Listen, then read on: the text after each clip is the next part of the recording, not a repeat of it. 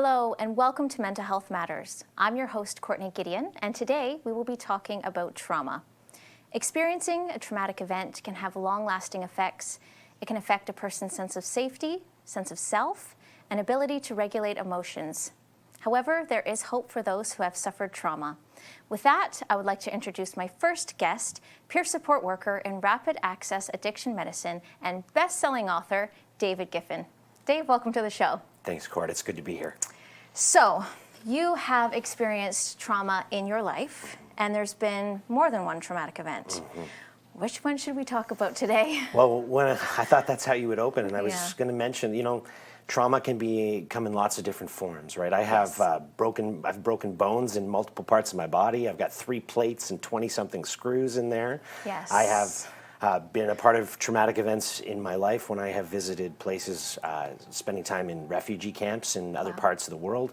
But a lot of the trauma that I see in the work that I do in rapid access addiction medicine has to do with repressed trauma, childhood trauma, things that happened that you didn't want to talk about for your whole life, and you found ways to escape that reality, often in a lot of negative ways. Right. So escaping reality. Mm-hmm. So what have you experienced in that regard? What are you seeing with your work? Mm-hmm. So my story in my adult life, at a period in my life when I fractured my ankle, I got quite seriously addicted to opioids. And it changed my life forever because what happened was I had a fracture. It needed pain relief. Right. That's a real thing. You can't get away from that. Yeah. But what happens over time is that the pain starts to go away in the ankle, but the medicine or the opioid or whatever it is, the drug of choice that you're using, is still medicating all the spiritual and emotional and repressed pain from old trauma that exists. Right. And you don't want to give that up. No, I'm sure that would be hard to do that. So the work I do in the Rapid Access Addiction Medicine Clinic, it's low barrier, easy access, quick response, opportunity for people when they are in crisis to reach out, to get an appointment with a mental health professional almost immediately. Amazing. Sometimes there are prescriptions that can help to detox, and medically controlled detox. Yeah. So I have a chance to walk alongside folks that I've been in their shoes before. Well, I can't think of anyone better to do that work. Now, I have read your book, and in your book, you speak of something called generational trauma. Yeah. Can you talk a little bit about that?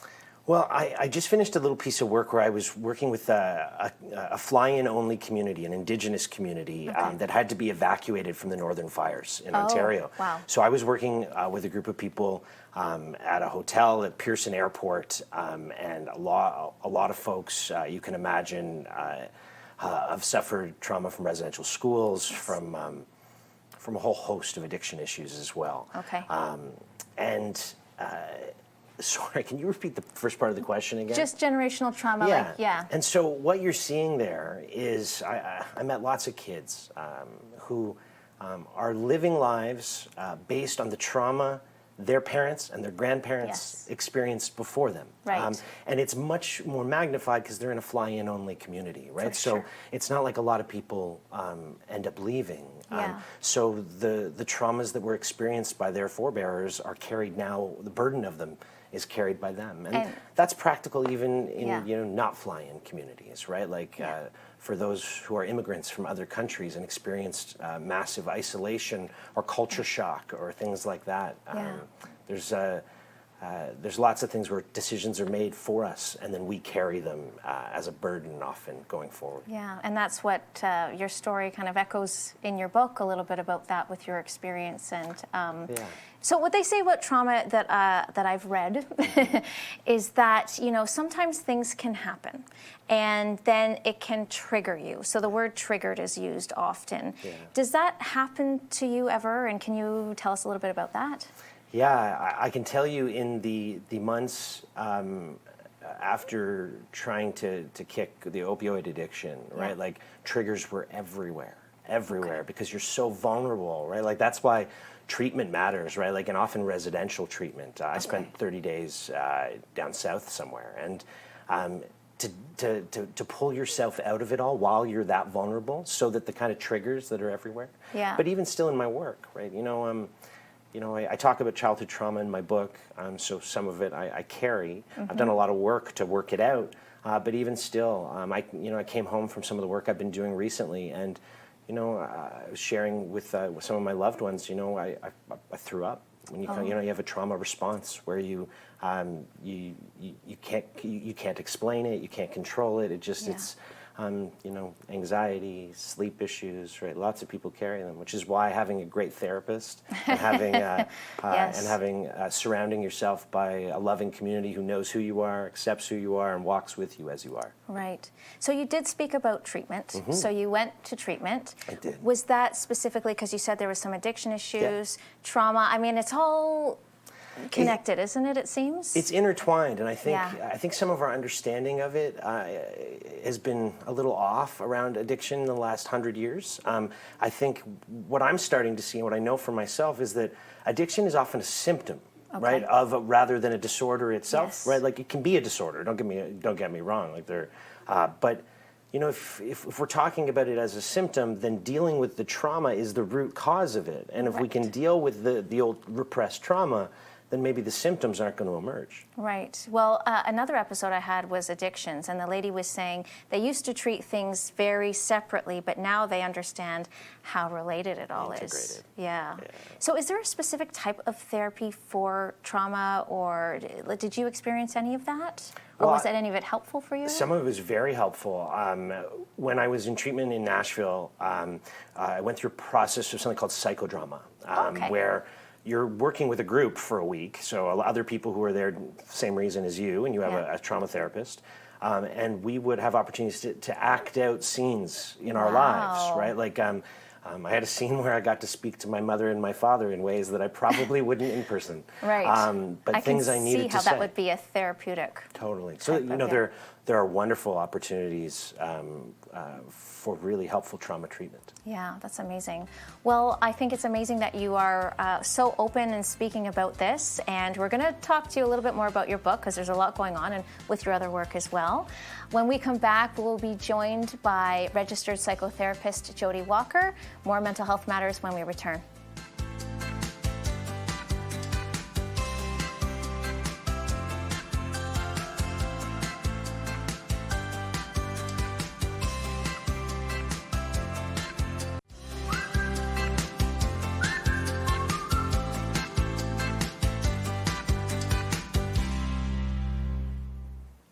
Welcome back to Mental Health Matters. I'm your host, Courtney Gedeon, and today we are talking about trauma.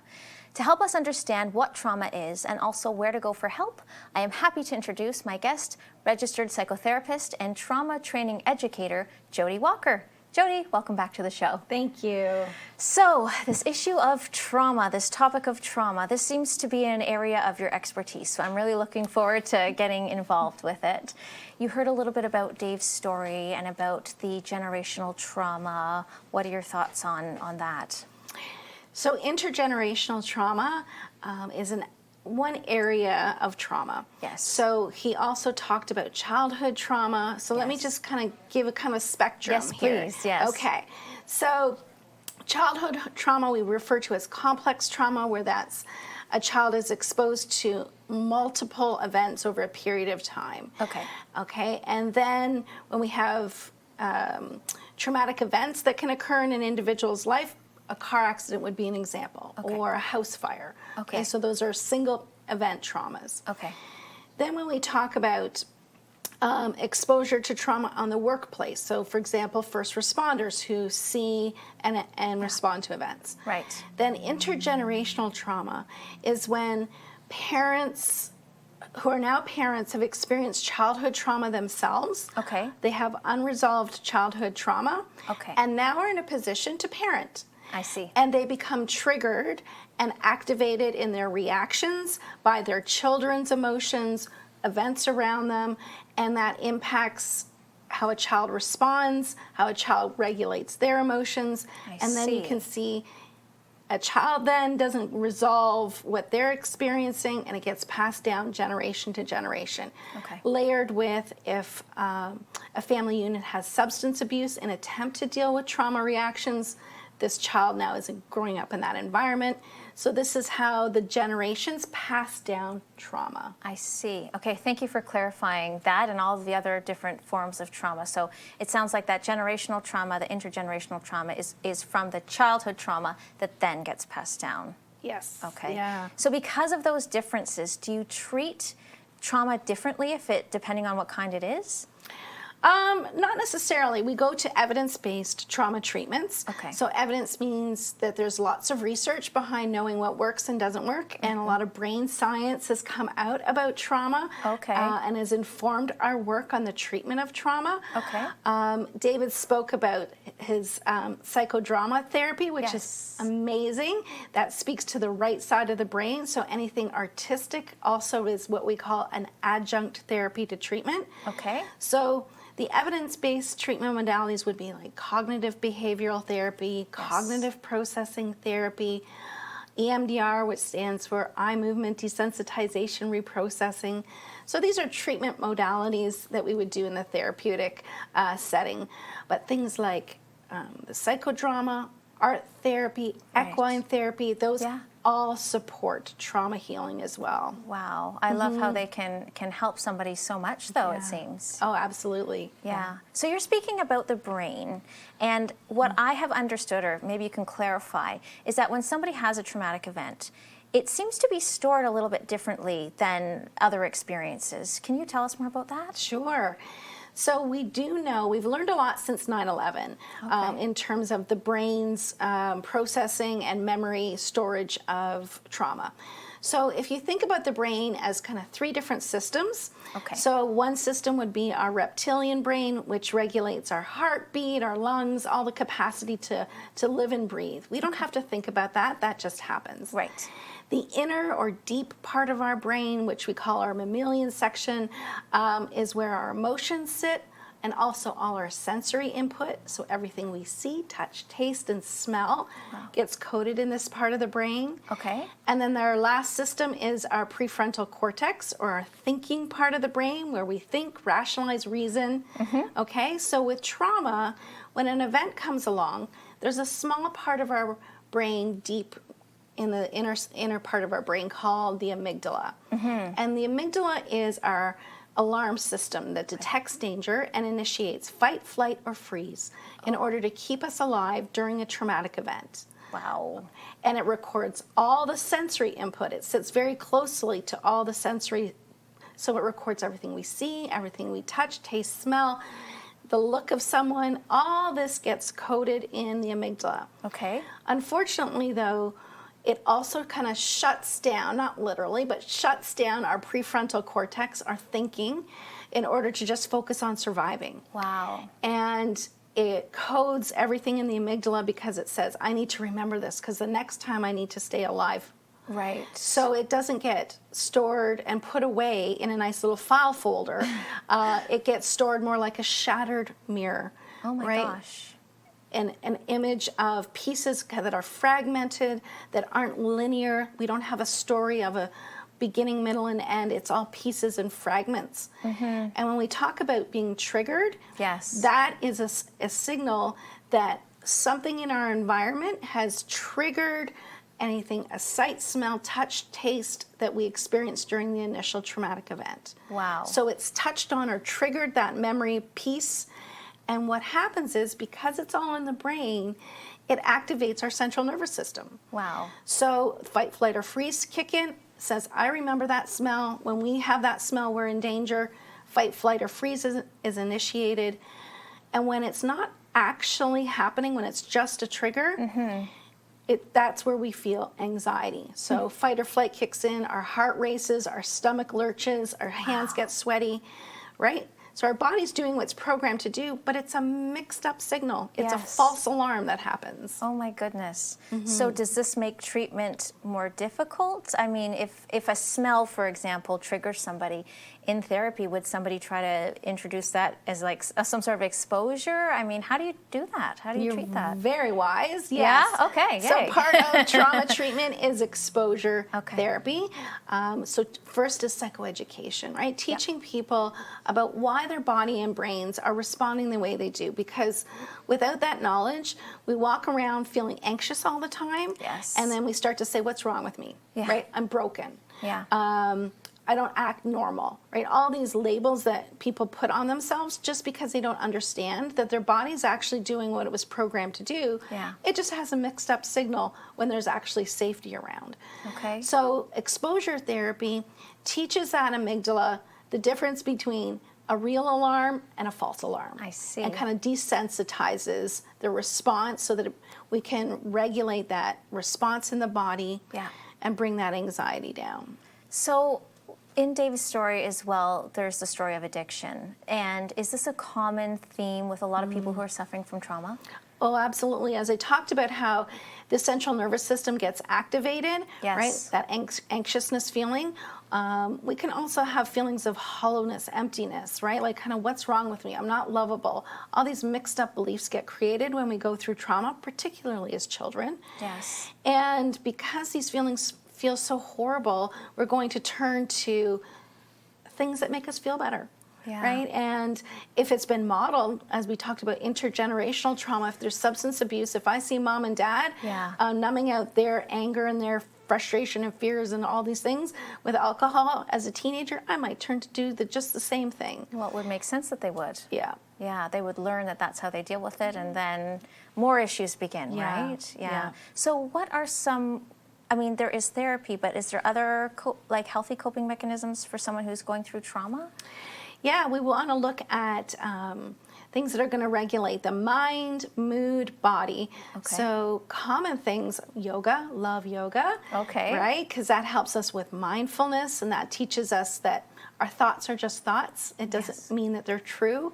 Especially when we've gone through trauma, our thoughts can become quite negative. Okay. And we think in catastrophic terms that the worst is going to happen, or I'm the worst, or I'm not lovable. So when we learn where these thoughts are generated from and notice that thoughts are just thoughts and, oh, that's my trauma talking, that's not who I am, I see. we learn to regulate that through mindfulness. Understand it. Yeah. Well, that's amazing information, Jody. You're so passionate about this and so informative. Thank you. We are going to bring David back with Jody, and we're going to have a conversation, all three of us. Stay tuned. Mental Health Matters will return.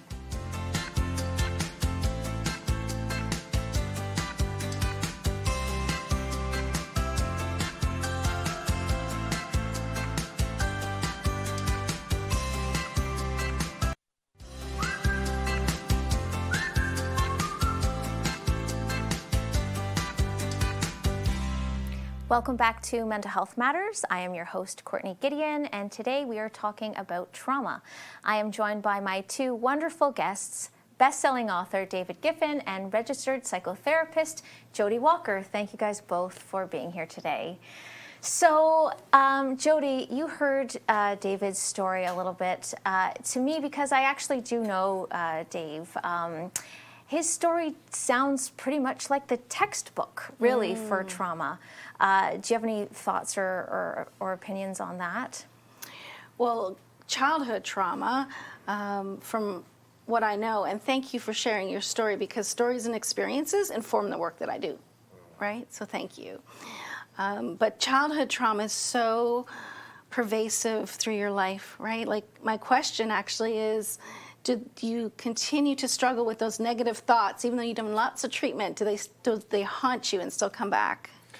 So it's a hard truth about it, I think, is that it doesn't go away at all. Like, it doesn't go away. Yeah. It's manageable, right? Like, you learn, and it was really helpful hearing about yoga and hearing, like, there's lots of mindfulness techniques that you can learn to be able to bring the heat down on it. But yeah, it's this is a part of my history. It's a part of my story, and I've learned to not be to think of it differently, so I don't re-experience it the way I used to.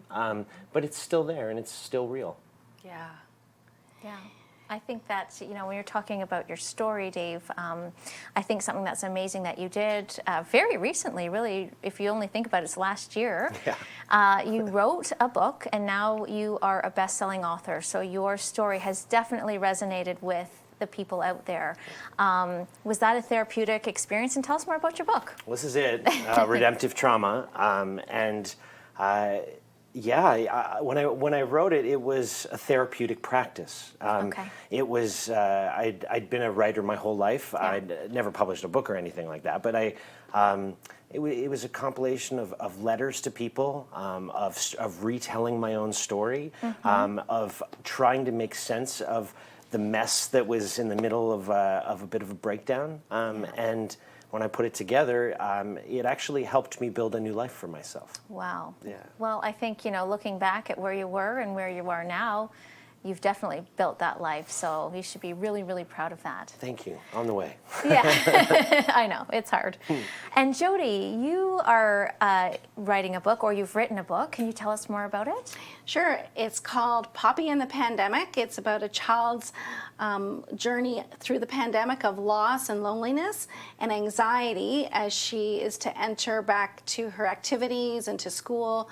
Wow. So it's a trauma-informed book with lovely illustrations. Oh, there's the on the screen there. Around how Poppy learns to face her anxiety with the help of her cat.